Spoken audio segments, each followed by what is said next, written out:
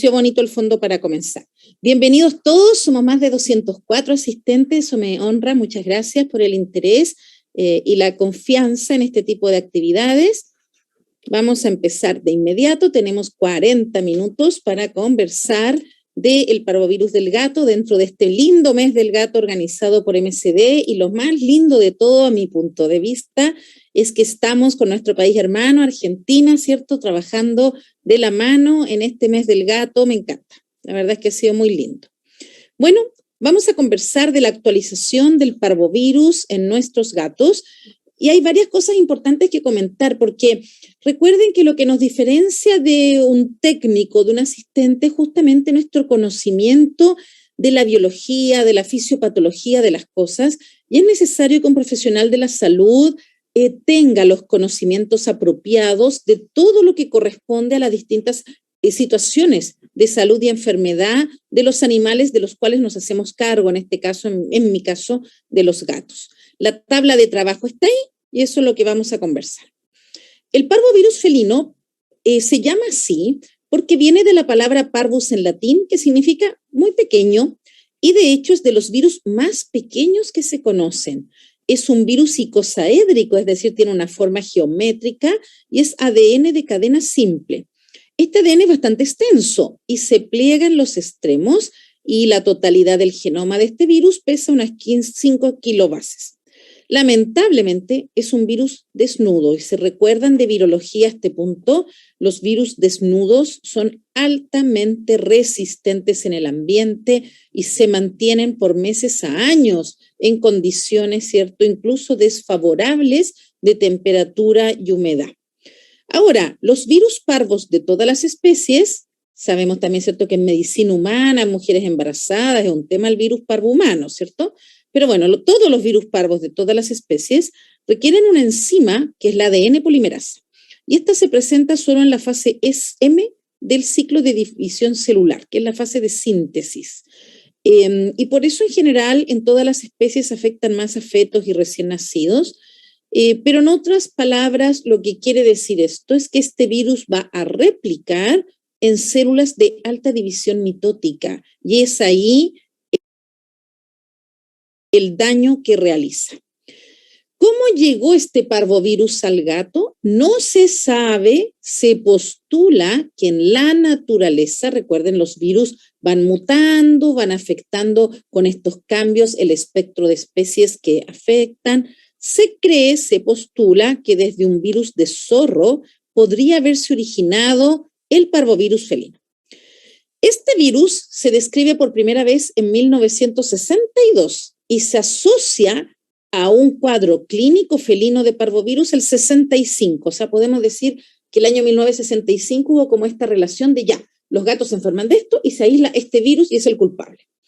Pero bastantes años después aparece el 78 una variante. El parvovirus felino presenta una alteración, un cambio en solo 5 a 6 de sus aminoácidos y se transforma en el parvovirus canino, también conocido como tipos de parvovirus caninos tipo 2. Entonces, fíjense qué interesante, el parvovirus del perro vino después que el parvovirus del gato y desde el parvovirus del gato. Bien, por otro lado, muy interesante esto, el 78 parte esta nueva virosis y genera una calamidad epidemiológica a nivel mundial. La enorme cantidad de perros afectados por parvovirus, gravemente afectados, y sobre todo en algunas razas como Doberman, con altas fatalidades, se hizo extensivo en todos los países y por supuesto Chile no fue una excepción. Desde el año 2010, hace poco, se reconocen variantes antigénicas del parvovirus canino y se denominan 2A, 2B y 2C. Aunque en la mayoría de los libros de medicina felina o canina o reportes que ustedes lean, se trabaja con estos virus aparte, parvovirus de perro por allá, parvovirus de gato por acá, el 2006, gracias a los estudios de virología de Tattersall, se reconoce que la verdad de las cosas son variantes del mismo virus. Es una sola entidad taxonómica y, como les comento, son discretas variaciones en aminoácidos la que generaron este cambio, este shift, para poder infectar otras especies, ¿ya? Acá tenemos una microfotografía electrónica de un parvovirus felino.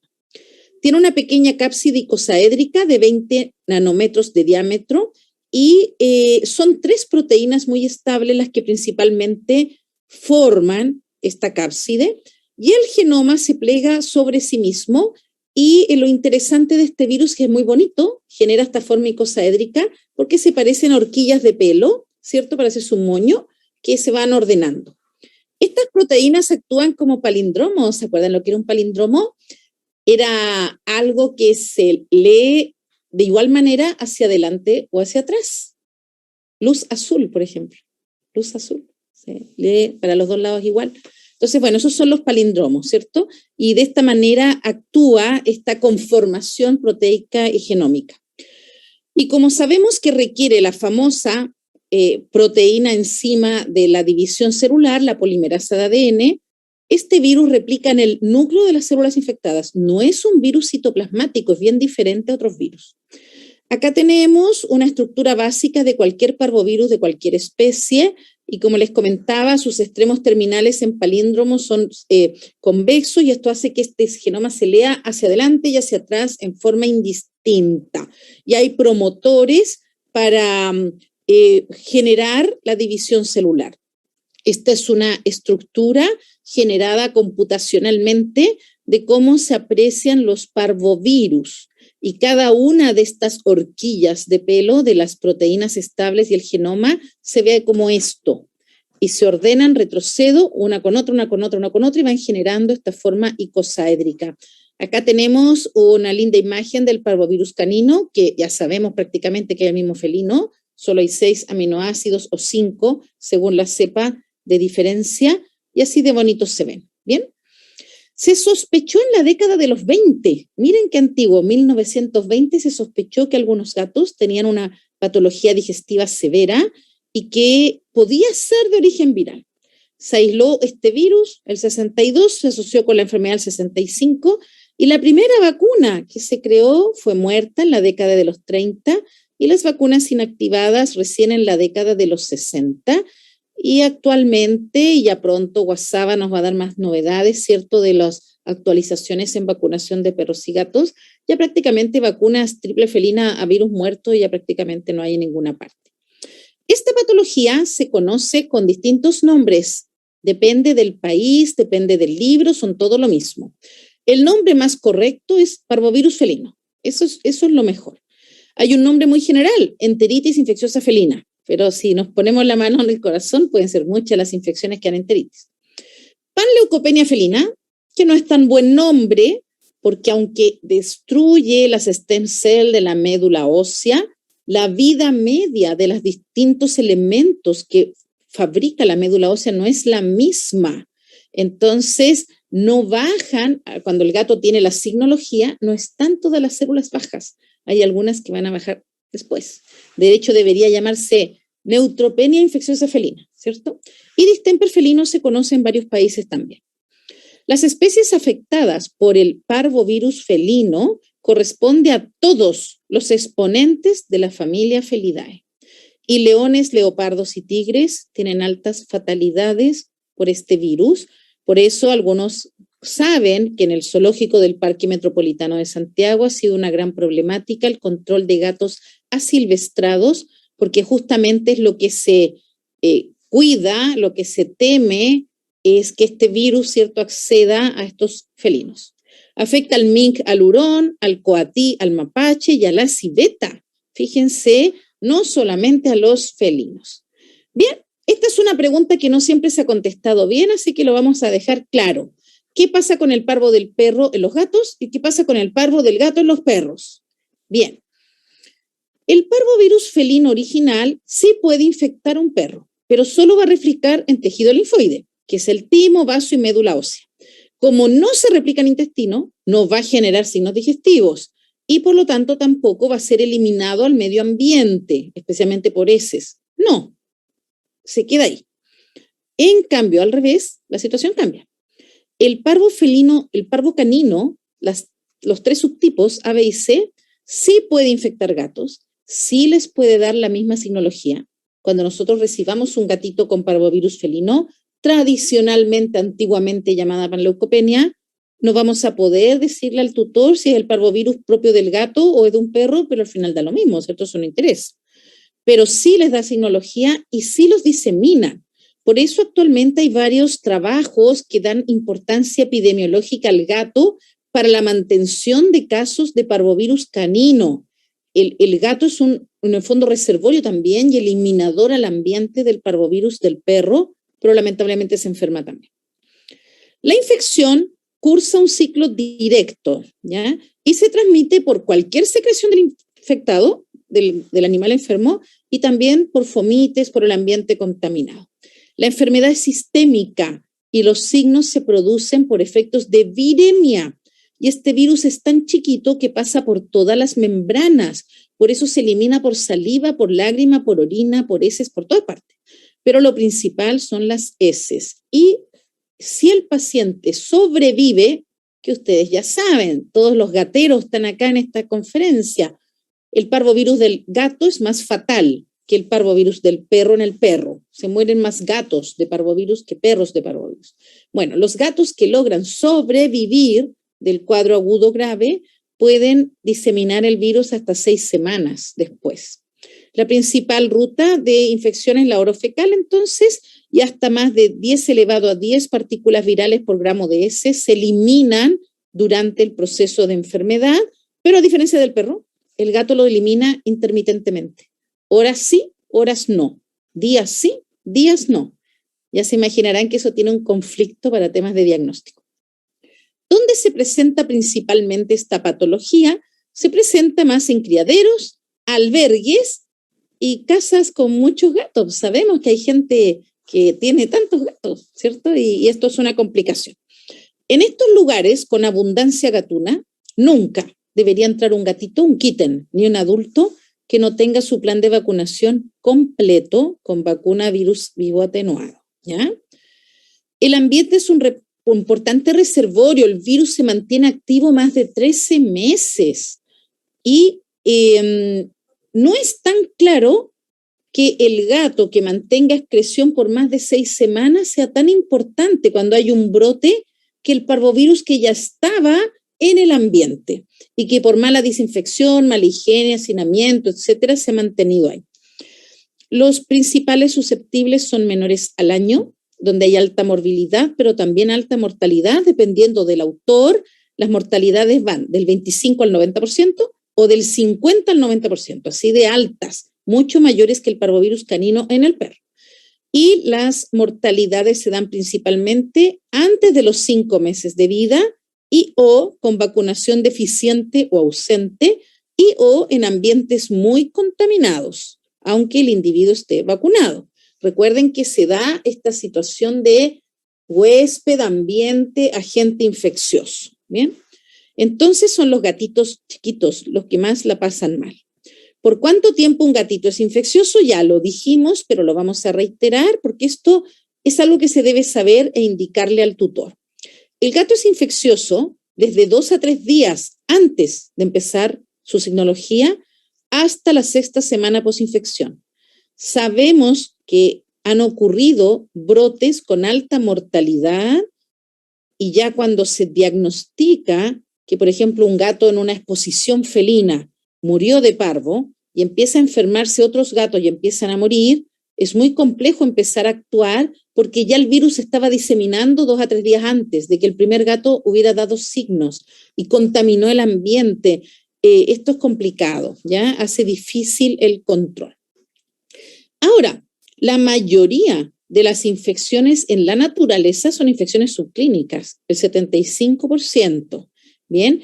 Y con el virus llamado de campo, la mayoría de los gatos va a tener una inmunidad totalmente natural al año, mucho antes, pero la mayoría de los autores, por ejemplo, el libro de enfermedades infecciosas de Chandler nos indica que después del año de vida no deberíamos sospechar de parvovirus en un gato, a menos que obviamente ese gato no haya tenido nunca su proceso de vacunación al día, adecuadamente realizado y se encuentre en un lugar con alta carga viral. Como le puede pasar a un gato, por ejemplo, de exposición, que siempre había estado muy cuidado en su casa y tiene 5 años y lo llevan a una exposición y en ese lugar hubo un brote de parvovirus, puede ser que le afecte y fallezca, pero eso en la naturaleza, pensando en el gato así como de vida libre, no ocurre. ¿Bien? De hecho, el 75-86% de los gatos que nunca han recibido ni una sola vacuna y llegan vivos al año de edad ya tienen anticuerpos. La incidencia del cuadro clínico es inversamente proporcional a la edad. Vemos menos casos a más nos acercamos al año y la mayoría de los casos, típico, tal como ocurre con las enfermedades infecciosas virales del perro, es cuando se presenta esta caída de anticuerpos maternos, la inmunidad pasiva, y los títulos de anticuerpos en este caso son menores a 40 por pruebas de hemoaglutinación y no son suficientes para controlar la infección real, pero sí son suficientes para opsonizar y neutralizar una vacuna. ¿Cómo se llamaba eso? La ventana de susceptibilidad. En la mayoría de los países, por el tema de cuando nacen los gatitos, porque comienza la ciclicidad reproductiva a fines de julio y en agosto, ¿cierto? Por algo hablamos del mes del gato. Normalmente a fines del verano es cuando tenemos más casos de gatitos que fallecen, ¿bien? ¿Cuánto duran los anticuerpos maternos? Hasta las 20 semanas en muchos gatos, hasta los 5 meses. Y eso explica por qué hay gatos que han recibido 3 vacunas triple e igual se enferman y se mueren, porque son gatos que tenían anticuerpos hasta los 5 meses. Entonces es importante ir adaptando el plan de vacunación según lo que indica WASABE, la Sociedad Mundial, exactamente como lo indica el protocolo, así uno tiene menos errores. ¿Existe transmisión vertical? Claro que sí, qué pena que sí exista. Hay transmisión transplacentaria. Hay muy pocos casos descritos en forma espontánea, es principalmente infección experimental, o bien, que es la mayoría de los casos, la vacunación accidental de una gata preñada porque no se sabía que estaba preñada con vacuna virus vivo modificado, ¿ya? Esa es la mayor causa para tener infección de los bebés en gestación. ¿Cómo se inactiva el virus en el medio ambiente? Gran pregunta, porque los desinfectantes comunes no funcionan con parvovirus canino ni felino, que ya sabemos que taxonómicamente es el mismo. Fíjense que este virus resiste incluso 56 grados Celsius por 30 minutos a 1 hora incluso. Eso es una locura. Le echan alcohol, no se muere. Le echan amonio cuaternario, está feliz. Le echan clorexidina, juega. Le echan fenoles, le echan yodado, hace fiesta. No se muere con nada. ¿Qué es lo que se puede ocupar? Cloro. El cloro o lejía en dilución 1:30 o 1:32, pero por 30 minutos. No es una pasadita, sino más de un producto clorado. Entonces hay que diluirlo en la concentración correcta y sacar la materia orgánica. Entonces primero limpiamos y podemos usar los otros productos de siempre, pero vamos a hacer con el cloro y se deja 30 minutos. Para evitar el efecto corrosivo del cloro o la dificultad de ocupar cloro en mantas, cojines, alfombras, etcétera, por el daño que genera, ya sabemos que hay productos veterinarios en base a dióxido de cloro y peroximonosulfato potásico. Me parece que en Chile no hay, no estoy segura, no averigüé eso. Tal vez alguno de ustedes sí sabe y me cuenta. Pero en general hay países, especialmente en el hemisferio norte, que ya tienen estos productos, pero la única forma de que maten parvovirus es siguiendo la instrucción del fabricante en cuanto a dilución y tiempo de acción después de limpiar la materia orgánica. Y cuando se reciben estos gatos en las clínicas veterinarias, recordemos que es obligatoria la hospitalización, así que este gato se queda en el hospital o se deriva, si es un consultorio o un centro hospitalario felino, cat friendly. Hay que utilizar ropa y cubre calzado de protección personal desechable al atender a estos gatitos. ¿Cómo es la patogenia? Entra por la zona oral, replica en la orofaringe y al segundo día tiene viremia, de inmediato. Se va a tonsila, linfonodos, timo, todos los linfonodos y ya 1 a 3 días post-infección genera apoptosis, genera linfolisis y hay depresión de estos linfocitos. Ya a los 3 días, vía sistémica hematógena, desde las placas de Peyer del tejido linfoide asociado a mucosas, el GALT, ya empieza a aparecer en la cripta y la signología se presenta desde los 5 a los 7 días, pero a veces la incubación puede partir más tarde hasta 14, pero la mayoría de los gatos Entre el quinto y el séptimo día parten los signos. También hay que acordarse de esto, porque de pronto, por ejemplo, una exposición felina, ¿cuánto dura? 3, 4 días. Y justo al segundo día se presenta un caso de parvo, el paciente, el felino, se infectó antes, porque la incubación mínima son 5 días. Bien, acá tenemos el gráfico resumen de cuál es el efecto citolítico que se genera con la división en el núcleo celular del virus parvo según el tipo de tejido. Como afecta la cripta de la vellosidad, la colapsa, la necrosa, eso va a generar, si es que el paciente alcanza a vivir, una enteritis, y eso lo voy a explicar enseguida. La minoría de los gatos tienen diarrea.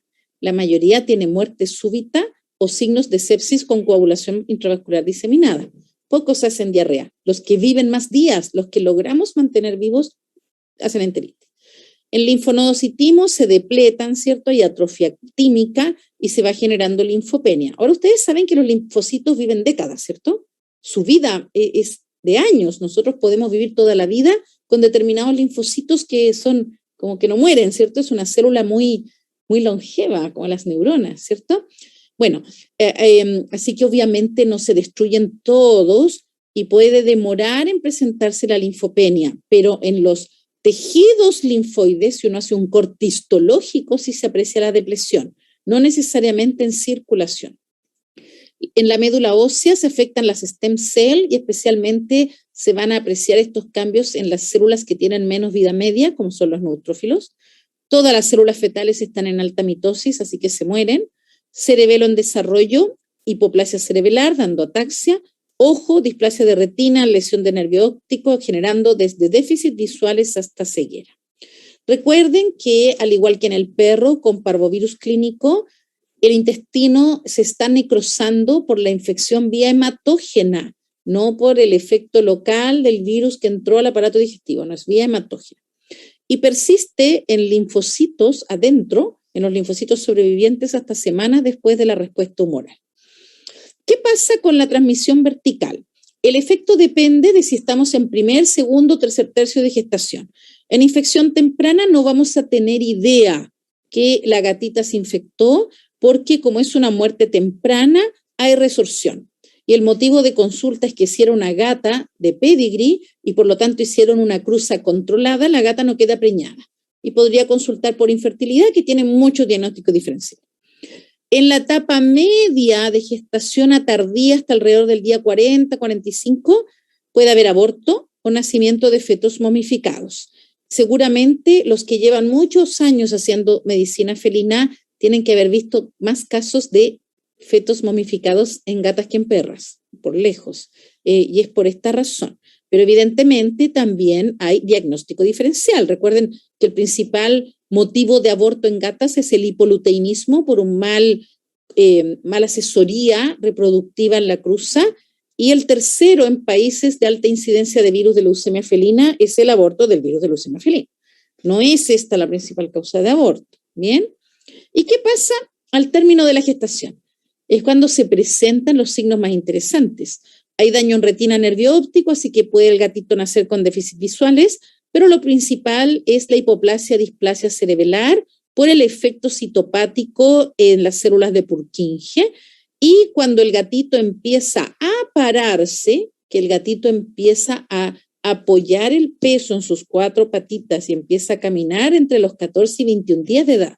Y solo ahí el tutor o el criador se van a dar cuenta que ese gatito tiene una movilidad diferente y presenta tremor de intención, hipermetría, dismetría, etc.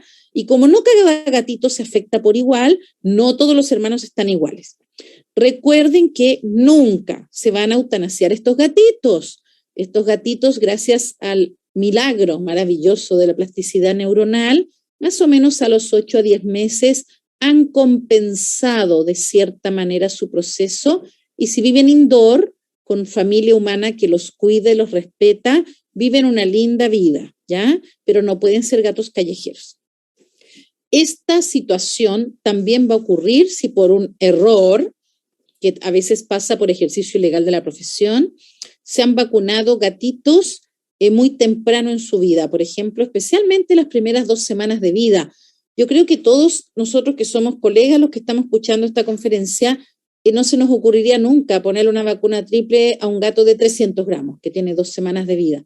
Pero bueno, de pronto eso se ve, ¿ya? 70 al 80% del cerebelo, en las células de Purkinje, se desarrolla en esas 2 semanas postnatal y hasta la 3.ª semana, y ahí ya no. Bien, acá tenemos un video, ¿cierto?, que me facilitó un colega de una señorita, una gatita preciosa, que vienen muy afectados los tutores y quieren saber si se tiene que eutanasiar. Y por supuesto que no. Esta gata duerme estupendo y descansa, pero cuando ella necesita moverse, comer, jugar, le pasa esto, que es la ataxia cerebelar y el tremor de intención. Bien, esta foto tan interesante del texto de neurología veterinaria nos muestra la proporción de cerebelo respecto a cerebro a la izquierda de un gato adulto sano, y nos muestra a la derecha la proporción cerebelo-cerebro de un gato adulto que vivió su vida con las secuelas de la hipoplasia cerebelar. Recuerden, el felino como especie es una de las especies de mayor tamaño relativo del cerebelo, y fíjense acá quedó reducido, la verdad, a la nada misma, ¿cierto? Prácticamente inexistente. Otras lesiones de la infección intrauterina tardía, ya vimos, nacer con lesión de retina, nacer con atrofia de timo, nacer con hidrocefalia, y muy interesante, datos nuevos. Se ha aislado parvovirus felino, pero no se ha aislado calicivirus, coronavirus, viroleucemia, no, se ha aislado parvovirus felino de algunos gatos que tienen miocarditis en la infancia y algunas cardiomiopatías, como es la hipertrófica, la dilatada y la restrictiva. Y se ha encontrado este virus y no otro en el núcleo de estas células, por lo tanto, es motivo de investigación, evaluar, quién sabe cuántos gatos no recibimos con cardiomiopatía hipertrófica primaria, que es la más frecuente de estas, y tal vez la razón no es la genética, no es el típico Maine Coon, Ragdoll, Esfinge, no, son otros gatitos, y tal vez la razón puede verse en esta infección. Bien, bien. También importante en la infección fetal, este es un dato que no hay que desestimar. La infección fetal puede inducir un tipo de inmunotolerancia hacia el virus, y ese gatito nace y está eliminando virus por mucho tiempo desde sus heces, sin tener diarreas y sin estar enfermo. Esto lo estudió Pedersen y lo publicó el año 87. Si bien en la práctica el nivel de eliminación viral es bajito, no es lo mismo del gato cuando está enfermo de parvovirus felino, entonces se desestima un poco qué tan importante es para la contaminación del medio ambiente, pero es, ¿bien? Muy interesante, ya lo habíamos visto, la mayoría de los gatos en la naturaleza tienen infección subclínica. Recuerden que esto se da más con gatos hacinados, en criaderos, en albergues, en domicilios multigato. Multigato se refiere a más de 5 a 7 gatos, ¿ya? Pero en los otros lugares donde no hay tanto felino junto, o en la vida libre, en general los gatitos donde nacen, donde la gata tiene su parto, no es un lugar hacinado, buscan sus lugares aislados. Y recuerden que en general en los felinos la tasa de mitosis del epitelio intestinal es baja. Pero ¿qué pasa cuando ese gatito va a una persona y lo va a adoptar? Y va a ser su nuevo tutor y se lo lleva a otra casa. Y ese gatito tiene cambio de dieta o tiene situaciones relacionadas a una mala sociabilización y se estresa, o el gato viene coinfectado con calicivirus, con coronavirus entérico felino, y lo muy interesante actualmente se sabe con parásitos internos, tanto protozoos, coccidios, nemátodos, platelmintos, va a aumentar esto, la tasa de mitosis del intestino, y el gato expresa su patología. Por eso hay gatitos que están en su casa con su mamá perfecto, y viene una persona, adopta uno de ellos, el gatito luego de 4 a 5 días, 5 o 6 días comienza a enfermarse, lo llevan a un centro veterinario, se determina que es parvovirus felino, y esa persona llama a donde está la gata madre y los otros gatos también. ¿Se entiende la idea? Porque tiene que darse una sobremultiplicación con mitosis del intestino también para que favorezca esta patología, y dentro de esto los cambios de alimento y las parasitosis, como les decía, son importantes. Dentro ahora de los gatos que van a tener la signología Lamentablemente, un gran porcentaje tiene muerte súbita, y esto no pasa en el perro. Muerte súbita, que es la infección sobreaguda postnatal. Y es más frecuente, obviamente, en los gatitos más pequeñitos que en los mayores de 1 año. Si tenemos un gato de 1 año que nunca se vacunó, que nunca estuvo en un ambiente contaminado y de pronto adquiere parvo, no le va a pasar esto, porque ya es más grande. Se presenta de los 30 días de vida hasta el año de edad, la mayoría entre los 3 y 5 meses. ¿Y por qué se mueren? Por un shock séptico, con deshidratación aguda, hipotermias en coma, y también se ve esto en razas puras. O por supuesto, dependiendo de la caída de anticuerpos maternos, también se puede ver en esa fecha, y no necesariamente, como les decía, fallece toda la camada, puede ser uno o algunos, ¿ya?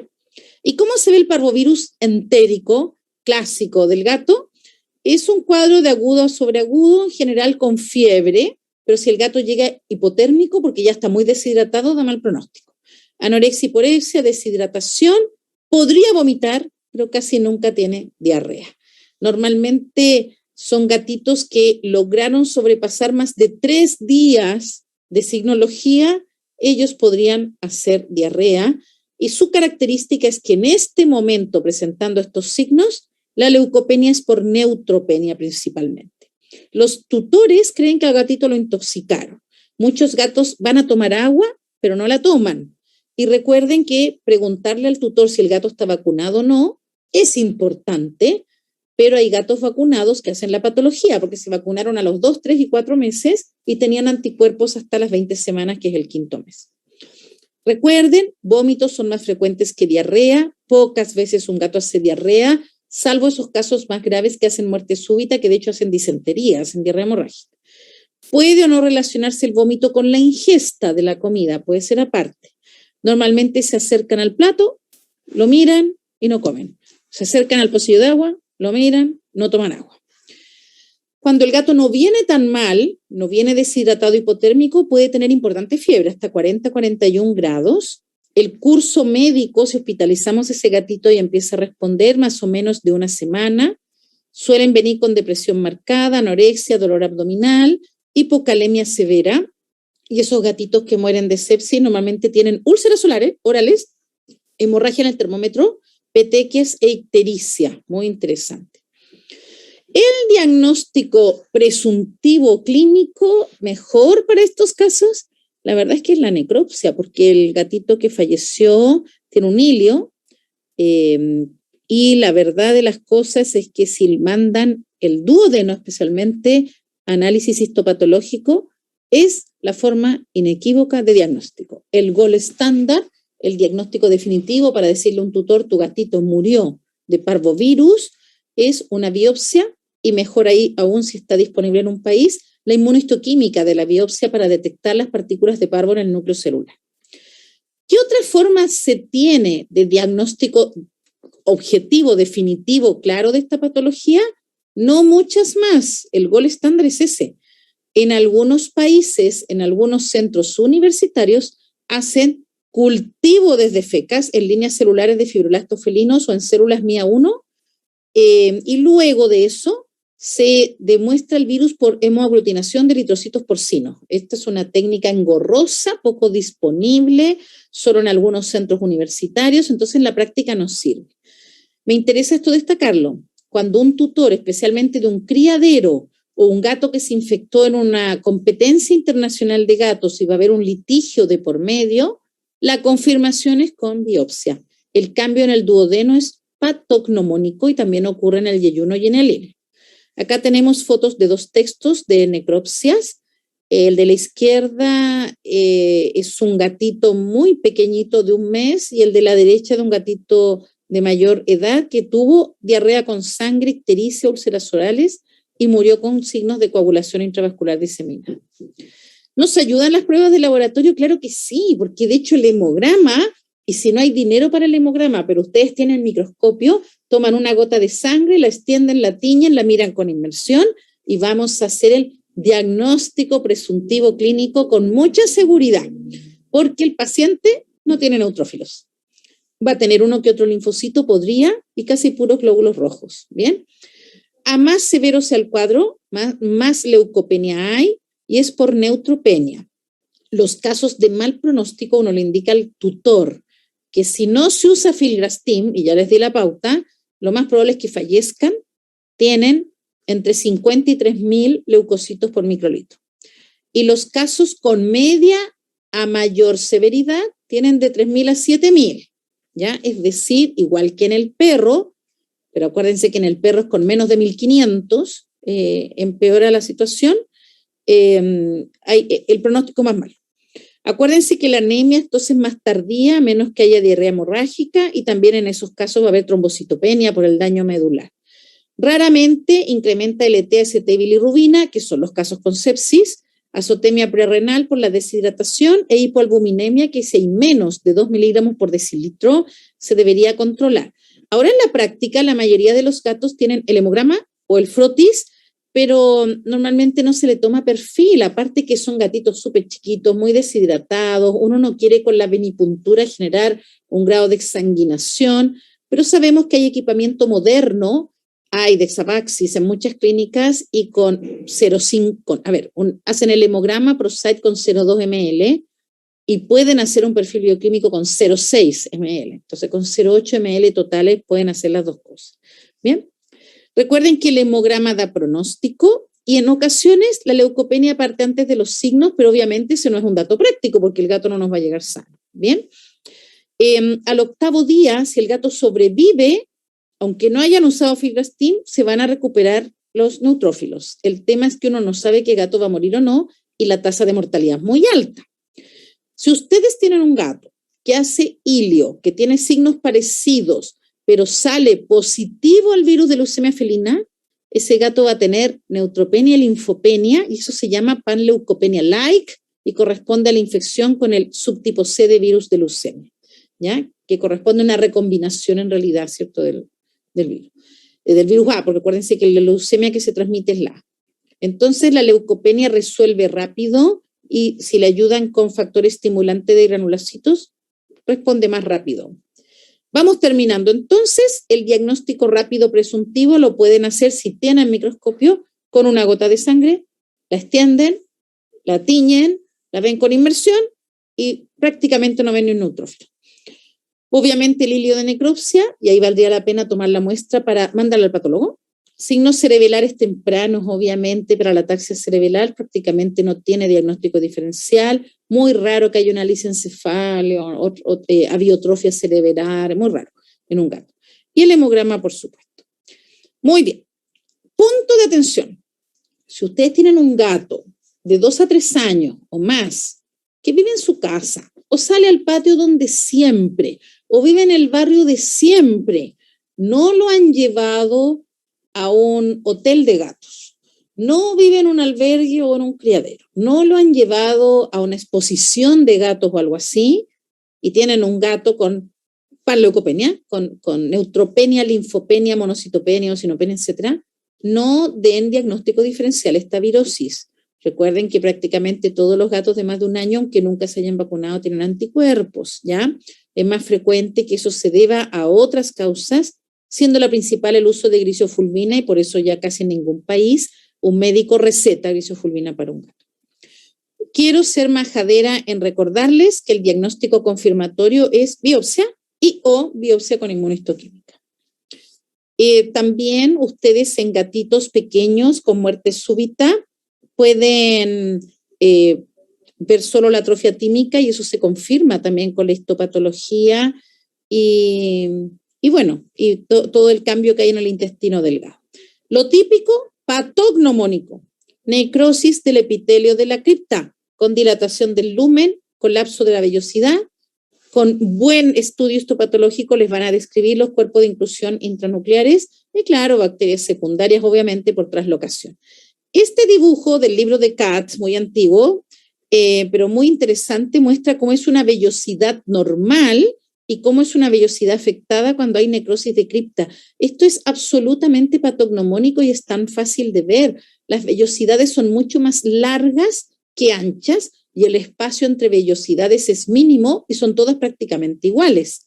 Y vean ustedes cómo se deforman a la derecha y acá tenemos un corte histológico de un gato de raza fallecido por parvovirus felino y es su biopsia confirmatoria para indicarle al tutor y al criador qué es lo que pasó. Bien. Se puede diagnosticar midiendo anticuerpos con ELISA, sobre todo, y también reacción de inmunofluorescencia. Sí, pero no es lo práctico. Es más útil en un gato enfermo y midiendo el alza diagnóstica. Entonces, hay que tomar una muestra hoy día y hay que tomar una muestra 14, 21 días después. Poco práctico, ¿ya? La serología, entonces, también puede darse positiva por vacunación e infección subclínica y por lo tanto el gato tener una diarrea o signos de sepsis por otra razón y no salió positivo porque se vacunó hace poco o porque tuvo alguna vez infección subclínica y tiene anticuerpos de memoria. Por eso se usa el alza diagnóstica. En la práctica no se diagnostica con serología. ¿Pueden diagnosticar con PCR? Sí, hay PCR de virus para leucopenia, para sangre y para heces. En sangre solo positivo en fases tempranas, porque recuerden que la viremia dura poco, son pocos días de viremia. En las heces es más sensible un PCR que la prueba rápida de parvo, que ustedes ya saben que se usa el test de parvo de perro, ya sea ELISA o inmunocromatografía según la marca del test, pero es más sensible el PCR, pero ya dijimos al principio, el gatito enfermo elimina virus en las fecas, algunas horas sí, algunas horas no. Los primeros días, algunos días sí y algunos días no. Entonces, siempre la eliminación es intermitente y eso genera falsos negativos en las dos técnicas. En la práctica, entonces, el famoso test de parvo canino es el que se ocupa y, obvio, taxonómicamente es el mismo virus, solo 5 a 6 aminoácidos de diferencia, ya lo dijimos, pero solo en un gato no vacunado nos da diagnóstico. ¿Se fijan la complicación del proceso? Por eso la biopsia y la inmunohistoquímica es la pauta. ¿Qué significa un test de parvo falso positivo en un gato? Que porque se vacunó las 2 semanas previas, o bien el gato está enfermo de otra cosa y se vacunó dentro de las últimas 6 semanas, porque el virus vaccinal se elimina por 6 semanas. Falsos negativos, porque solo se eliminan las primeras fases de la enfermedad y después ya no, y porque además están en forma intermitente y tal vez el día que muestrearon el gato y a esa hora justo no estaba eliminando virus. Diagnóstico diferencial indicado en la literatura para el motivo de consulta y lo que el tutor ve, porque si ustedes se fijan, haciendo un hemograma, juntando la historia, es bastante fácil deducir que es parvo. Y uno normalmente se queda con el diagnóstico clínico del parvo y solo necesita confirmarlo cuando justamente el cliente quiere demandar o se quiere, no sé, reclamar al criadero o se sospecha de que el gato, no sé, tuvo algún tipo de situación que le generó un fracaso vaccinal, etc. Toxoplasmosis aguda, que es la toxoplasmosis postnatal, cuerpo extraño lineal, panleucopenia-like, que en Chile sería el principal diagnóstico diferencial, en que hay mucha linfopenia y neutropenia, pero es más frecuente en gatos de más de 6 meses, 1 año, y no en menos. Los tutores creen que intoxicaron al gato, uso de orisofulmina, y no se olviden si hay diarrea hemorrágica, salmonela. Salmonela que además da muchos neutrófilos tóxicos. ¿Se puede saber si un gato se infectó con parvo canino o felino? En la práctica no, pero actualmente, porque eso interesa epidemiológicamente, especialmente para centros universitarios y de investigación, se está generando un nuevo test actualmente para fecas que usa la tecnología MGB, que proviene de la frase en inglés Minor Gruber Binder. Yo desconozco acerca de esta tecnología, es algo muy nuevo y no está comercialmente disponible. Entonces, en nuestros países no podemos saber si el gatito está enfermo o se murió de cuál de los 2 virus parvo. Bien. Tratamiento. Y aquí terminamos. Tratamiento. Hospitalización. Estos gatitos se hospitalizan en centros hospitalarios que tengan buen manejo para el paciente felino, ojalá con cubículos hospitalarios que cumplan el estándar plata u oro de Cat Friendly, abrigo, higiene. Siempre se utilizan Ringer lactato suplementado con cloruro de potasio. Acá la hipocalemia que genera el hilio debe ser manejada y se usan coloides en bolo, siempre con bajada de infusión pediátrica, y si midieron albúmina y hasta en menos de 2 miligramos por decilitro, Más importante, obligatorio el coloide, pero sería mejor utilizar plasma felino en los países que venden hemoderivados o transfusión. También se utilizan antieméticos y lo más usado acá es combinar maropitán con metoclopramida, antimicrobianos solo con menos de 2.000 leucocitos por microlitro. Hoy día eso está muy regulado para evitar el mal uso de los antimicrobianos de parte de nuestra profesión y generar resistencia. Lo más utilizado es combinar un beta-lactámico como ampicilina o moxicilina y luego de hidratado bien el gatito con un aminoglicósido como gentamicina. También hay descripciones de terapia con quinolona sin metronidazol, sonda de alimentación si el gatito no come rápidamente, incluso nutrición parenteral. Apenas se controlen los vómitos tiene que comer el gato, pero aquí el factor estimulante de granulocitos es la clave. 5 microgramos kilo subcutáneo una vez al día por 5 días y la recomendación mundial es hacer un hemograma cada día. Si no pueden pagar, además del hemograma inicial de diagnóstico, 5 hemogramas más, al menos hace unos días por medio. ¿Bien? Antimicrobianos, nunca se olviden, solo con menos de 2.000 leucocitos por microlitro. No es antojadizo el uso del antimicrobiano. ¿Se puede usar suero hiperinmune para prevenir en los contactos? Claro, pues lo que se hace, por ejemplo, si en una competencia felina internacional aparece un brote, lo que se hace es aplicar suero hiperinmune en los susceptibles y expuestos que nos sirve para tratar. Los anticuerpos no van a pasar las membranas y hacia donde el virus está replicando en las fases de mitosis de las células. El virus ya está ahí. Esto es para evitar la infección. El suero hiperinmune debe ser del mismo grupo sanguíneo que el receptor. Así que es fundamental saber si el gato es A, B, AB y en los lugares que pueden evaluar el MIC, ojalá. El gato sano con vacunas al día es el donante y se ocupan 2 a 4 ml en gatos adultos, 2 ml totales en gatitos chiquititos y protege por 2 a 4 semanas. Se suele poner subcutáneo intraperitoneal y cómo interfieren con la vacunación hay que esperar las 2 semanas cuando el gatito está de alta para empezar sus planes de vacunación de la triple. Para prevenir los casos de hipoplasia cerebelar, la lógica es nunca poner la vacuna en hembras preñadas, pero como la preñez es difícil de determinar en muchas gatitas, a veces se vacunan sin querer, sin mala intención. Estamos hablando de la vacuna virus biomodificado y también no aplicar la vacuna en menores de 1 mes.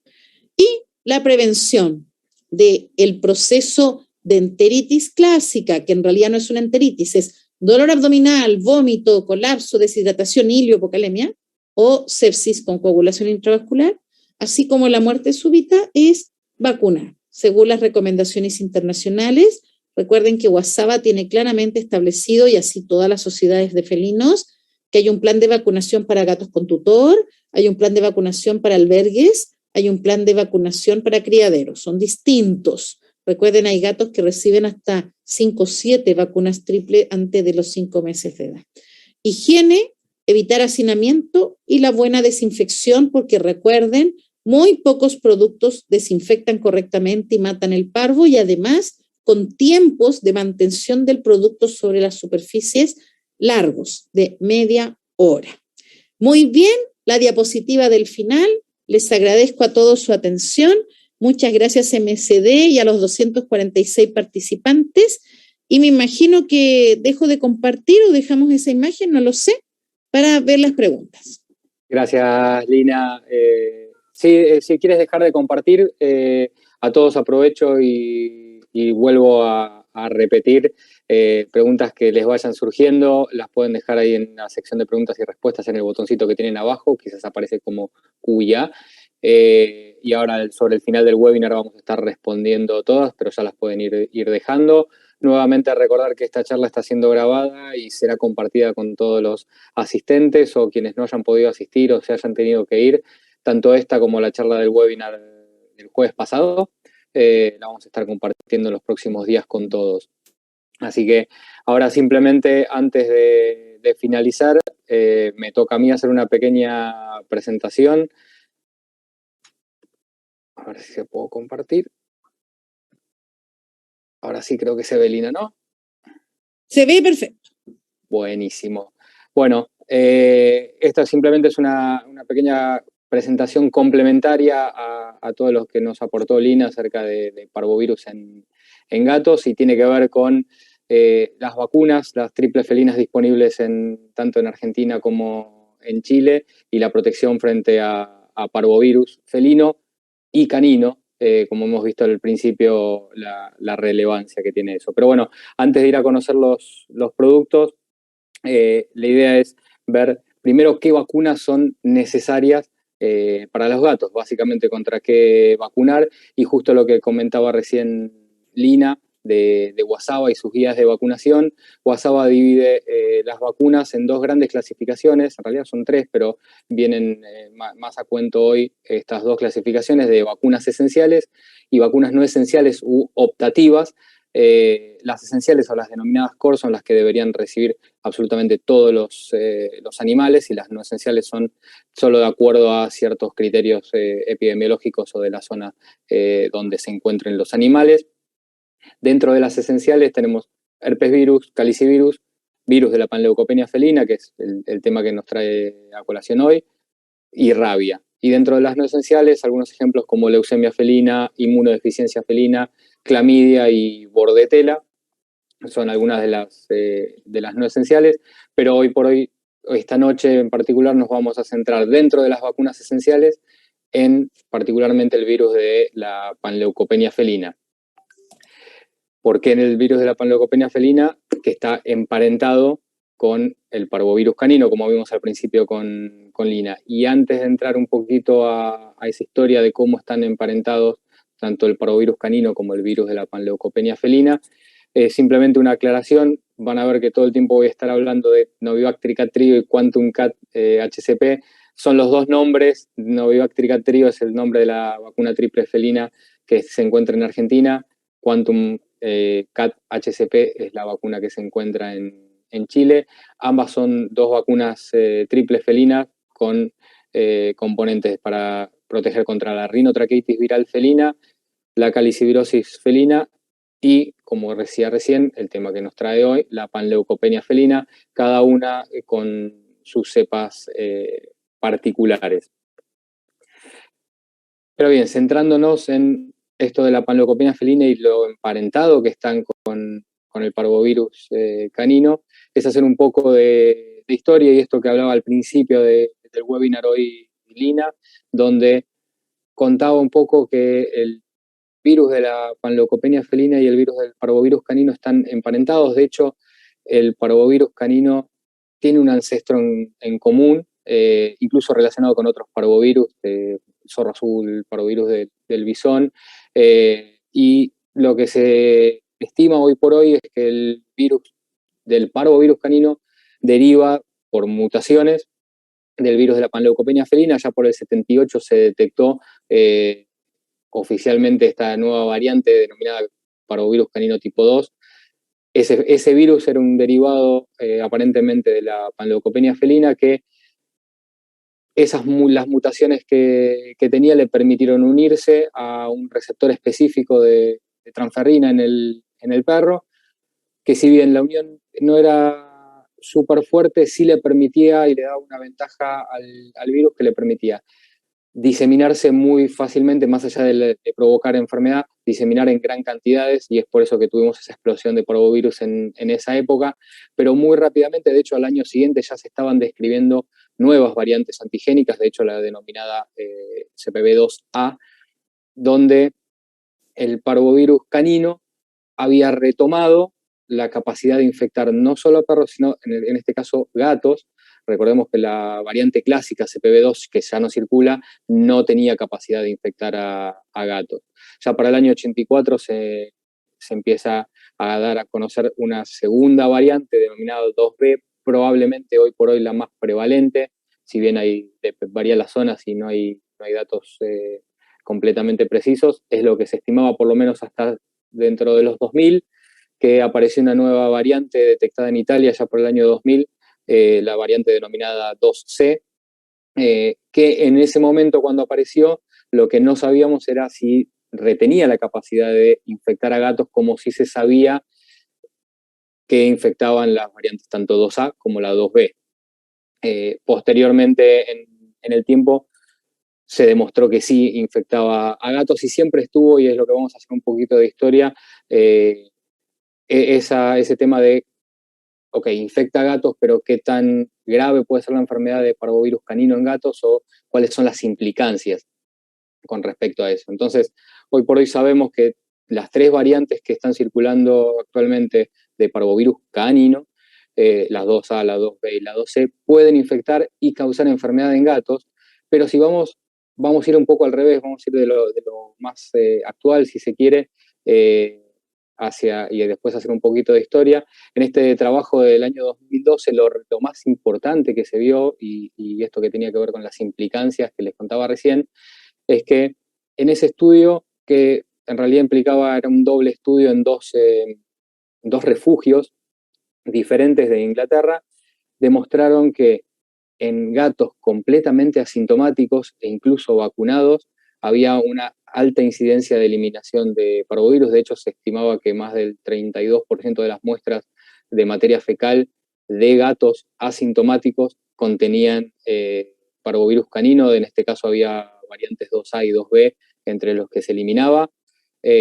Cosas interesantes también de ese estudio fue que se vio que esos gatos, incluso hasta por 6 semanas, eliminaban virus, con lo cual, y que incluso había algunos perros infectados. Entonces ahí es donde empieza a plantear el tema de estas implicancias, no solo para el gato, porque en principio por lo que vemos acá no provocaría, o por la enfermedad que provocaría sería bastante limitada, pero sí tiene capacidad de, si se infecta con parvovirus canino, diseminarlo y contaminar el ambiente, con lo cual el consiguiente riesgo para perros que puedan estar conviviendo. Entonces, si vamos un poco más atrás, y ahí sí nos vamos bastante más atrás en el tiempo, ya para el año 96 estaban descritos parvovirus canino en gatos. De hecho, este es un estudio casi anecdótico donde de un brote de panleucopenia felina, cuando hicieron la tipificación, se encontraron en Japón que uno de esos gatos en realidad no estaba infectado por panleucopenia, estaba infectado por parvovirus canino y sí estaba enfermo y de hecho falleció. Entonces, a partir de ahí, y obviamente entre trabajos anteriores y posteriores, se fue investigando mucho más el tema y se fue, el trabajo de 2012, básicamente una recopilación donde se empieza a ver que hay muchos reportes de CPV2A y CPV2B circulando en gatos asintomáticos, en gatos con diferentes grados de la enfermedad. Para ese momento se estimaba que la enfermedad en gatos dependía del estado particular del gato. No estaba bien claro en qué momento los gatos, o por qué algunos gatos se enfermaban y otros no, pero lo que sí se veía siempre es que el gato diseminaba el virus en materia fecal, contaminando el ambiente. Y ya para el año 2011 es donde empezamos a tener la confirmación que les contaba recién de esta nueva variante de parvo, la parvo 2C, la confirmación de que tenía la capacidad de infectar a gatos en forma natural, y de hecho ahí en este mismo trabajo es donde se empieza a plantear la hipótesis de qué pasa con las infecciones mixtas de tanto parvo como panleucopenia y las implicancias para los animales que conviven con esos gatos. Entonces, esto era lo más relevante que se empieza a ver con parvovirus canino en gatos, mucho más enfocado en tener cuidado qué pasa con los perros que en la enfermedad, que si bien algunos gatos sabíamos que se podían enfermar, lo más peligroso era la diseminación. Y a raíz de eso es que con las vacunas desde MSD se hicieron algunos trabajos para ver si estas vacunas eran capaces de proteger contra el parvovirus canino en gatos. En este caso, en este trabajo en particular, este es del año 2013, publicado, se vacunaron 2 grupos de gatos. Se vacunaron entre las 9 y las 11 semanas de edad y 21 días después, y se mantuvo un grupo, obviamente, control no vacunado, y se desafiaron tanto vacunados como no vacunados, un grupo con CPV2B, con la variante 2B de parvo, y otro grupo con la variante 2C de parvo, a los 21 días después de la segunda dosis de vacuna o 42 días, post primera vacunación. ¿Qué se vio luego de este desafío con estas dos variantes de parvo? Es que Novavax Trio en particular protegió contra la enfermedad a todos los gatos vacunados, o sea, ninguno de los gatos vacunados manifestó signos clínicos, y lo que es probablemente más relevante, y que es lo que venía contando, es que en este caso no hubo ningún tipo de eliminación viral en el caso de los grupos desafiados con CPV2B, y en el caso del grupo desafiado con CPV2C, solo uno de los gatos eliminó el virus, el resto no, por eso se habla de reducción de eliminación viral. Lo importante acá, y esto es un estudios similares se han realizado con la vacuna Quantum, lo más relevante es esto que les contaban, es lograr no solo la protección contra la enfermedad, sino que evitar o al menos limitar la diseminación que puede provocar de parvovirus canino un gato infectado. Y simplemente para cerrar y clarificar un poco acerca del tema del programa de vacunación, y justo que contaba Lina de las directrices de WhatsApp sobre la vacunación y en los diferentes ambientes, acá vamos a hablar un poco del programa estándar de vacunación para un gatito con un tutor de familia, no estamos hablando de refugios o cosas por el estilo. En general, el ideal es comenzar entre las 8 y las 9 semanas de edad con la triple felina, cualquiera de las dos, dependiendo del país donde nos encontremos, con una segunda dosis a las 12 semanas de edad, y a las 15 semanas ya, obviamente, aplicar la vacuna de rabia. Con estas dos dosis, asegurándonos esa última dosis a las 12 semanas de edad, la revacunación puede ser anual, pero sí una salvedad importante a tener en cuenta, porque lo pueden leer, es que pasa con gatos adultos. Tengo un gato adulto que no recibió vacuna de cachorro, tiene 1 año, tiene 10 meses, o tiene incluso un poco más. ¿Qué hacemos en esos casos? La revacunación, en principio, con el componente de panleucopenia felina, así como pasa con el parvovirus en perros, con una sola dosis sería suficiente para montar una respuesta inmune sólida y duradera, ya que para esa época no tenemos anticuerpos maternos, que sabemos que son los principales, los que interfieren principalmente con la vacunación. Entonces, en principio, para el componente de panleucopenia felina, con una dosis sería suficiente en ese gato adulto. Sin embargo, en el caso de los componentes tanto de herpes virus como de calicivirus, lo que se vio es que una segunda dosis sí ejerce un efecto de refuerzo de la primera y es necesaria para lograr una respuesta inmune sólida y duradera que nos permita ahí sí revacunar anualmente. Entonces, como las vacunas la triple viene incluida herpes, calicivirus y panleucopenia, normalmente lo que recomendamos es, aunque sea un gato adulto, siempre dar 2 dosis de triple felina, sabiendo que la fracción de panleucopenia, la segunda dosis va a ser neutralizada por la primera, porque la primera seguro que respondió, pero la fracción tanto de herpes virus como de calicivirus sí van a recibir esa segunda dosis de refuerzo que necesitan para tener esa duración anual y poder revacunar anualmente. Así que eso es importante también que quería recalcar, sobre todo en gatos adultos. Así que con eso me despido. Gracias por el tiempo y por escucharnos y por estar también hasta tan tarde en algunos casos. Aquí en Argentina son casi las 10 de la noche. Voy a dejar de compartir y, Lina, si te parece, vamos a pasar a las preguntas y respuestas. Excelente. Ahí voy a... ¿Las leo yo? ¿Me las leen ustedes? Sí, acá las tengo, te las voy pasando por acá. Tengo las preguntas que están abiertas. Tengo algunas del chat. Voy a pasar primero por las del chat, así les recuerdo, sí, a medida que tengan preguntas, traten de usar el botón de preguntas y respuestas. Es más sencillo de encontrar las mismas. Y antes que hagan las preguntas, como yo alcancé a ver el chat, quiero agradecer al colega que me comentó que hay un producto en Chile, el laboratorio BTS, que se llama Virox y que aparentemente tiene entonces estudios probados de eliminación de parvo, así que fantástico, hay que buscar ese producto y utilizarlo tal como indica el fabricante, que es algo que se insiste mucho, así que fantástico. No aparece ahí cuál es el principio activo, ¿ya?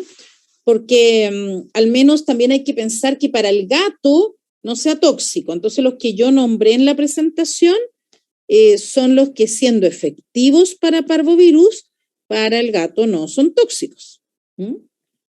Bien. Que era el dióxido de cloro y el peroximonosulfato de potasio. Muy bien.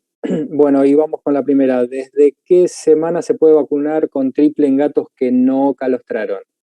Desde el mes de edad, pues. Los gatitos que no recibieron calostro se vacunan con 5 o 7 dosis partiendo las 4 semanas. Lo importante, tal como lo indica la Sociedad Mundial de Medicina Felina y el prospecto de Guasaba, es que ahí el profesional debe hacerse cargo por completo de ese plan y no confiar en que el encargado del albergue o criadero venga en determinadas fechas. No, uno tiene que hacerse cargo. Si el plan es de 5 semanas, recibe una vacuna cada mes al cuarto, quinto, sexto, séptimo y octavo. ¿Ya? O sea, a las 4, 16 y así sucesivamente, una vez al mes, entre el mes 1 y el 5.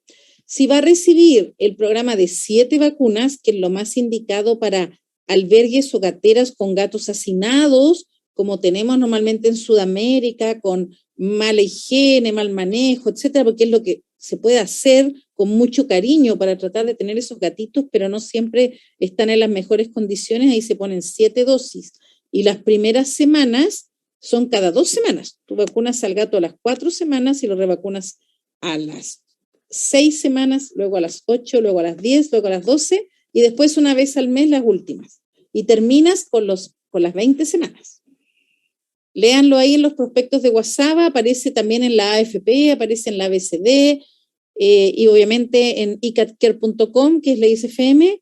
Esos gatitos de criaderos o albergues reciben 5 a 7 dosis, pero no pueden atrasarse ni un día. Tienen que ser muy estricta la vacunación o ponen en riesgo al gatito por la ventana de susceptibilidad. Bien. ¿Con PCR igual influye la vacuna? Imagino el diagnóstico que Sí, es la pregunta. Sí, claro, porque el diagnóstico que estamos hablando es usar el test de parvo. Y el test parvo es un test de antígeno, no es un test de anticuerpos. Así si comparamos con otros test a los que estamos más acostumbrados, los que hacemos medicina felina, un test de retrovirus es para antígeno de leucemia y anticuerpo de inmunodeficiencia. Bueno, el test de parvo es de antígeno. Entonces, cuando se elimina el antígeno en fecas, va a salir positivo un PCR o va a salir positivo un ELISA inmunocromatografía. Y la vacuna virus vivo modificado replica, esa es la gracia.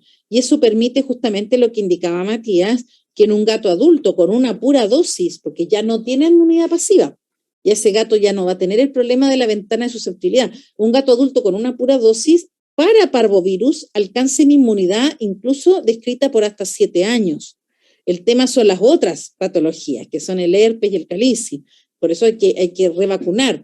Pero en el fondo las vacunas a virus modificados son maravillosas, excelentes, han generado un antes y un después para este tipo de patologías, pero replican y salen por las heces 6 semanas.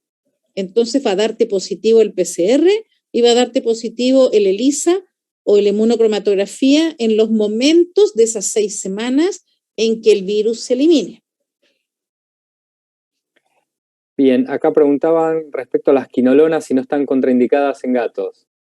Muy bien. Sí, el enrofloxacino requiere un consentimiento firmado de parte del tutor. Esto se protocolizó hace más de 10 años y es porque algunos gatos con dosis terapéuticas bien formuladas hacen atrofia inmediata, abrupta de retina irreversible y quedan ciegos para siempre.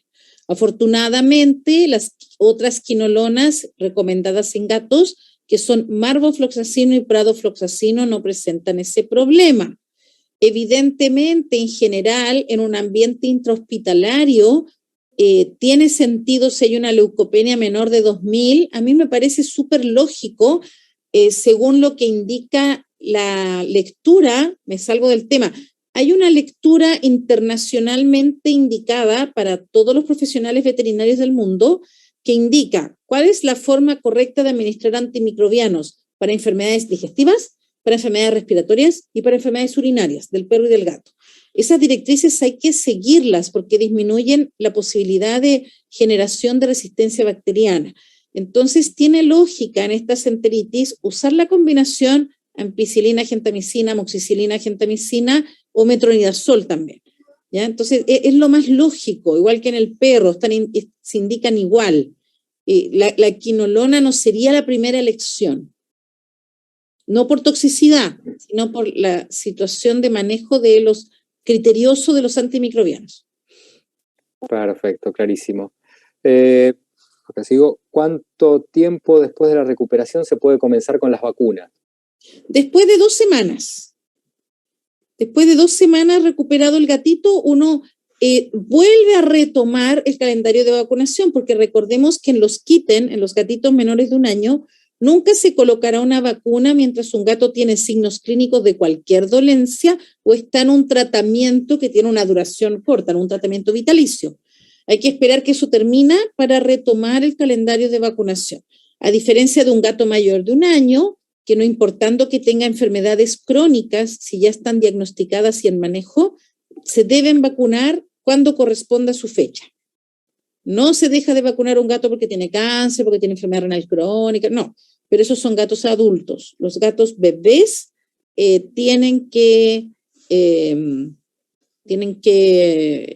vacunarse cuando están sanos y terminados sus tratamientos, 14 días después del alta médica.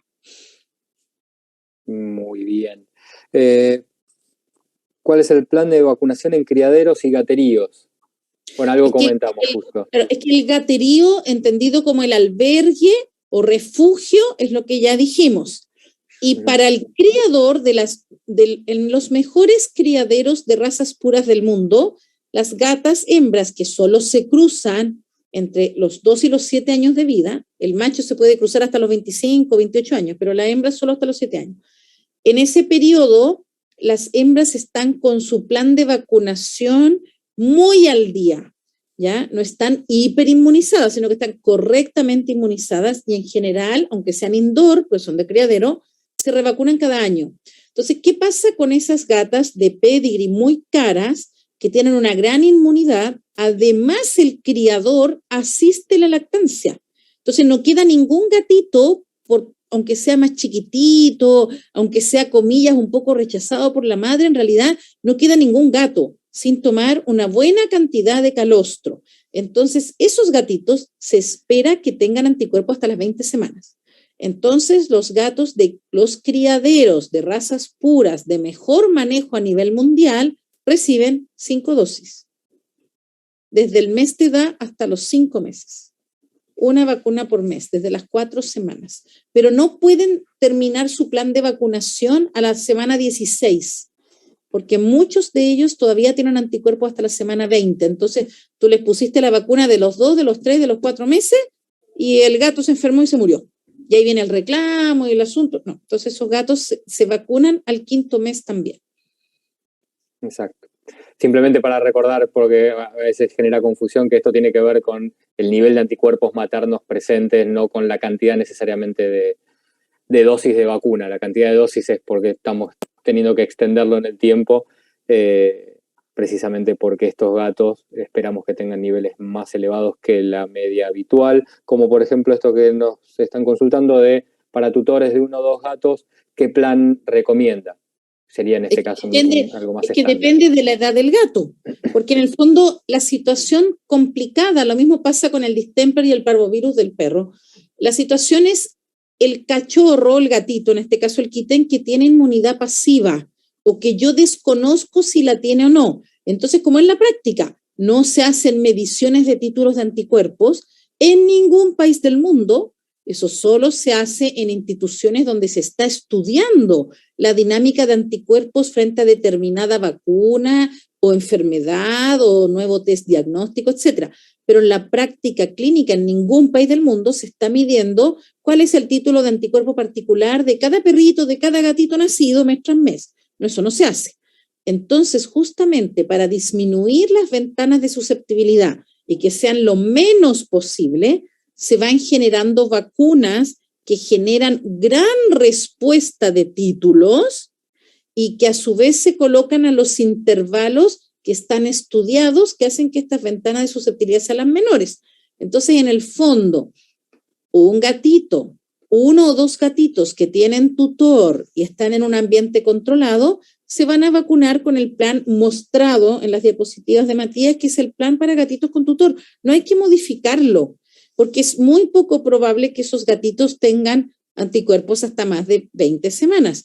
Pero ¿qué pasa si esos gatitos de ese tutor son comprados en criadero y son de raza pura?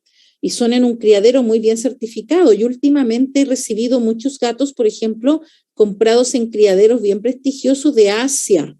Asia está como muy, muy importante el tema de crianza de gatos en Dubái, de la Unión Soviética, están llegando muchos gatos de eso a Chile. Esos tienen que recibir sus 5 dosis. O sea, ahí los tienes que vacunar más, porque se espera que sus madres estaban muy bien inmunizadas y se preocuparon de una asistencia en tomar el calostro de esos gatitos. Así que la mayoría de ellos, no tienen cómo saberlo, la mayoría tienen anticuerpos hasta la semana 20, entonces no te arriesgas a que alguien compró un gato sabana que costó $11,000, 11 millones de pesos, llega a Chile a los 3 meses y se murió a los 4. O sea, eso no puede pasar. Exacto. Bueno, acá hay preguntas muy similares, gatito con tutor, que lo respondimos recién. Algo que respondiste recién justo, Lina, de cómo se sabe si tiene anticuerpos maternos o no, que en la práctica esto no lo sabemos porque no vamos a estar titulando. Si podrías repetir, por favor, con qué valores de leucocitos hay que usar antimicrobianos. Bueno, la idea, no siempre esto es factible, ¿cierto? En la práctica, pero a mejor vayamos haciendo medicina felina, especialmente en este tipo de casos, deberíamos tener una objetividad para usar un antimicrobiano, así como en ciertas patologías es un cultivo con medición de unidades formadoras de colonias y un antibiograma. En este caso, lo que se utiliza es el nivel de leucopenia por la situación de translocación bacteriana y desde esa vía la generación de sepsis. Y se sabe que los gatos con menos de 2.000 leucocitos totales por microlitro están predispuestos a sepsis y deberían recibir antimicrobiano. Entonces, con menos de 2.000 hay que usarlo, ¿ya? Pero el punto está que sabemos que en muchas ciudades y lugares, o según los medios económicos de los tutores, no hay posibilidad de tener un hemograma o un hemograma rápido, porque dejarle el tubo al laboratorio para que se lo lleve y te deje el resultado en 24 a 36 horas, el gato puede haber fallecido. La idea es ojalá y tener clínicas cercanas amigas que tengan el equipamiento y el mismo tutor puede ir a dejar el tubito y procesar el hemograma. Hay algunos equipamientos que en 5 minutos te dan el resultado. Entonces hay que buscar la manera aquí de tener resultados objetivos rápidos y también poder, si van a ocupar filgrastim, la academia indica que debería evaluarse la respuesta al filgrastim con hemograma diario. Entonces ya serían 6 hemogramas en 5 días. Perfecto. Más preguntas sobre la dosis. Esto de ya no se ponen 3 dosis en gatitos, bueno, justo lo respondimos que tenía que ver, depende epidemiológicamente. Y la alternación con leucemia, acá no hablamos de leucemia, yo lo dejé aparte porque es como todo un tema y queríamos enfocarnos en las esenciales, pero está claro que en el caso de que sea necesario epidemiológicamente, de acuerdo al comportamiento del gato y la disponibilidad de vacunas en el país, la vacunación de leucemia obviamente está recomendada en caso de ser necesario, digamos.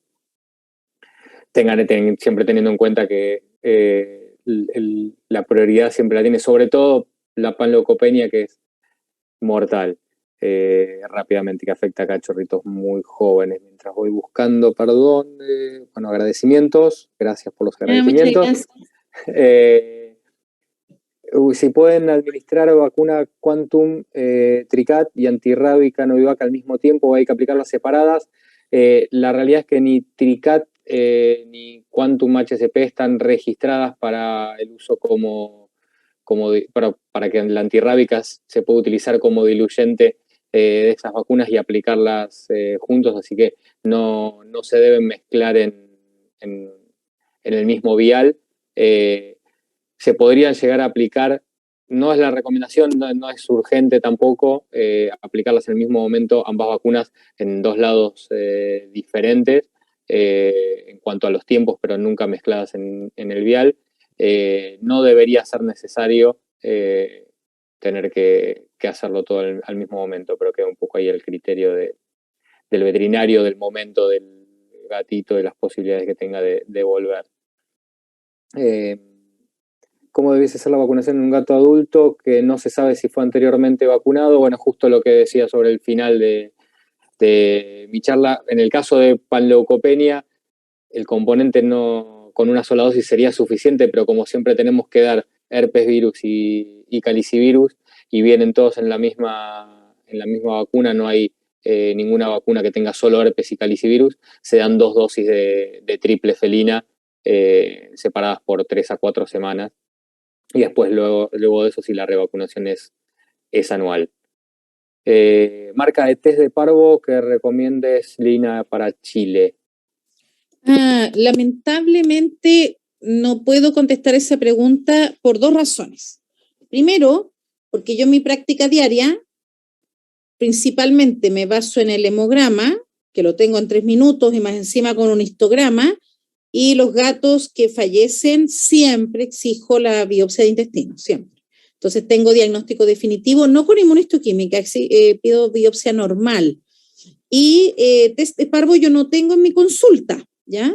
Pero sí me merece sentido que los centros que tengan hospital felino, porque yo actualmente no estoy trabajando con hospital 24 horas, solo ambulatorio de día, sí me merece sentido que tengan test de parvo, pero yo no he estudiado si existe tal como existe un estudio independiente a los laboratorios que compara los distintos test de leucemia inmunodeficiencia, que es el trabajo de la doctora Levy y colaboradores, y desde ese trabajo se recomendaron a nivel mundial los únicos 5 test recomendables, valga la redundancia, para virus de leucemia inmunodeficiencia.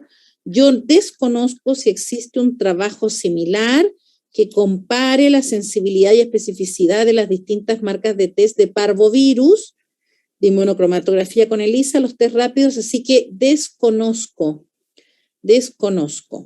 En las clínicas donde yo he trabajado, cuando había urgencia, otras cosas, en otros centros médicos, no en Opción Felina, en general ocupaba las marcas clásicas, lo típico, digamos, pero yo no podría hacer ninguna recomendación, insisto, primera razón, porque yo no ocupo para diagnosticar panleucopenia los test, y segundo, porque no sé si existe un trabajo que permita dar una respuesta comparativa por sensibilidad y especificidad de esos test. No sé si ustedes tienen esa respuesta que, como hacen las charlas de parvovirus canino, no lo sé. No, ahí quedaría a criterio profesional, la verdad, ¿no? Y depende de las disponibilidades también que tenga. No, y además que de partida la sensibilidad no es buena, porque el gato elimina algunas horas sí, otras horas no. Unos días sí, otros días no. Entonces justo puede pasar que tú tomes tu test, lo cobraste al tutor, no es barato, y justo te salió negativo y desechaste el diagnóstico. Ese es el punto. No, eso usa mucho en la práctica, pero a diferencia de la interpretación del perro, aquí hay falsos positivos y negativos a considerar importantes. Por eso no es el gol estándar de diagnóstico, ni el PCR tampoco. Muy bien. Bueno, acá preguntan si, bueno, cuando usan varias dosis usan triple o viene alguna vacuna sola de panleucopenia. No, las vacunas disponibles por lo menos hoy por hoy, tanto en Argentina como en Chile, son combinadas de panleucopenia, herpes virus y calicivirus. Igual no hay mayores inconvenientes digamos, cuando tenemos que repetir ninguno de los componentes, así que no hay problema con eso. ¿Qué características o ubicación más frecuentes tienen las úlceras orales? Preguntan aquí. Las úlceras orales tienen muchas causas, ¿eh? No, a veces las personas creen que solamente calicivirus genera úlceras orales, todo lo que genere sepsis, mucha fiebre, disbiosis puede generar úlceras orales. Pero en este caso, no hay nada patognomónico de estas úlceras en realidad. No, pueden ser muy similares a las que te generan las otras patologías. No tienen nada de típico. Yo en particular, no me ha tocado ver que yo recuerde gatos con úlceras orales que hayan finalizado un diagnóstico de virus, parvovirus felino. A mí no me ha tocado ver, pero sí están puestos en la literatura. Ok. Caso real típico, que en el caso de los tutores se atrasen con las vacunas del gatito entre una vacuna y otra. Si continuamos con el plan o tenemos que aplicar un booster. Bueno, ahí depende del tipo de vacuna. ¿Por qué razón? Si el gato sigue vivo, no se ha infectado, no se ha enfermado, ¿cierto? Y se atrasó la vacuna virus vivo modificado, si por ejemplo se atrasó con la segunda dosis y todavía te falta la tercera, bueno, le pones una dosis más. Recuerden que un gato que ya tiene 16 semanas de vida le bastan 2 triples. Con menos de 16 semanas se ponen 3. Pero ¿qué pasa con las vacunas muertas? Les quiero recordar que por norma mundial la vacuna de leucemia es obligatoria para todos los gatos del mundo, sin importar el riesgo epidemiológico que tenga ese gato. Y se considera una vacuna core o esencial para todos los gatos de menos de 2 años, sean de criadero, de casa, de departamento, de la playa, de la ciudad, da lo mismo. Entonces, esa vacuna es muerta. Si tú colocaste la primera dosis de la vacuna de leucemia y el tutor no fue a la segunda dosis en el intervalo de tiempo correcto, perdiste la plata y perdiste la vacuna. Porque las vacunas muertas necesitan que la segunda dosis de refuerzo booster sean en una determinada fecha donde la dinámica de la interleuquina permite que haya una inmunidad de memoria IgG mayor que la necesaria para tener neutralización. O sea, que sea una inmunidad efectiva contra la infección de campo. Entonces, si la vacuna es muerta, la perdiste. O sea, acá en Chile pasa mucho que el tutor se atrasó con la vacuna de leucemia y normalmente eso es porque uno comete el error de no insistirle a ese tutor que esa vacuna no se puede atrasar. Si el gatito se atrasó con su vacuna de leucemia, hay que partir de cero, como si nunca lo hubiera recibido. Y después de los 2 años de vida, en todos los países del mundo, la vacuna de leucemia se coloca para los gatos de riesgo. Si el gato no tiene riesgo y va a vivir indoor y ya tiene 2 años, no se vacuna de leucemia. Perfecto.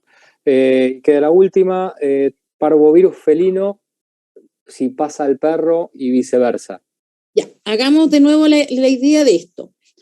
Taxonómicamente es el mismo virus. Las variables que tienen son discretas, pero gracias a esas variables se habla del parvovirus canino, 2A, 2B, 2C y del felino.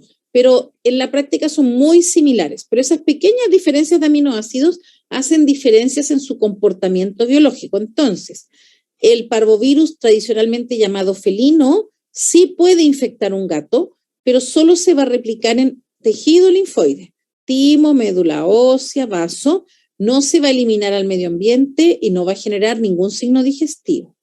Pero al revés, los parvovirus caninos sí pueden generar enfermedad en el gato y pueden generar enfermedad leve, moderada o severa. Va a depender de muchos factores, pero la complicación actual de este conocimiento es justamente lo que se explicó de parte de Matías, y es que el gato también está diseminando parvovirus canino para sus compañeros de ciudad, de casa, de barrio, perros. ¿Se fijan? Entonces, es un tema, epidemiológicamente todo el mundo le tiene un poco de temor al parvovirus, pero evidentemente más los tutores de gatos que de perro, porque las mortalidades son mayores, pero es una responsabilidad también que si nosotros podemos manejar que el gato no sirva de diseminador para el virus de otra especie, es un gran aporte. O sea, vamos a ayudar en el fondo epidemiológicamente a toda la población animal y recuerden bajo el concepto One Health, si tenemos bien sanos a nuestros gatos y perros, tenemos familias saludables emocionalmente, socialmente, ambientalmente. Entonces, qué rico que también podamos en nuestra profesión gatuna poder ayudar a los amantes de perros a que también les cooperemos con menor cantidad de infección ambiental con los virus parvo, porque los gatos pueden ayudar a mantener el ambiente infectado de parvovirus canino, pero ellos se enferman. y hacen la misma signología, leve, moderado, severo. Por eso hay una diapositiva que yo mostré en que se decía, si un gato con cualquiera de las manifestaciones le podemos decir al tutor si es la cepa cualquiera de las 3 caninas o la felina, en la práctica, en la clínica diaria, no. Pero como es algo que se pregunta y que vale la pena investigar para efectos, digamos, docentes y epidemiológicos, se están creando test que logren hacer esa diferencia, pero todavía no disponibles comercialmente para la práctica diaria. Exacto, perfecto. Sí, más aún, cerrando tu comentario justo, Lina, de esto de One Health, post pandemia y con la cantidad de adopciones que hemos tenido y principalmente de gatos, y la convivencia muchísimo más estrecha de que lo que era hace años atrás entre perros y gatos, pasa a ser realmente relevante lo que pase tanto con una especie a la otra, por eso pasa a ser muy, muy relevante todo esto. Así que bueno, damos por finalizado aquí el webinar. Muchísimas gracias, Lina, por el tiempo, Gracias a por la todos, buenas noches. información. Gracias a todos por estar acompañándonos hasta tan tarde. Y nuevamente, simplemente para cerrar y recordar,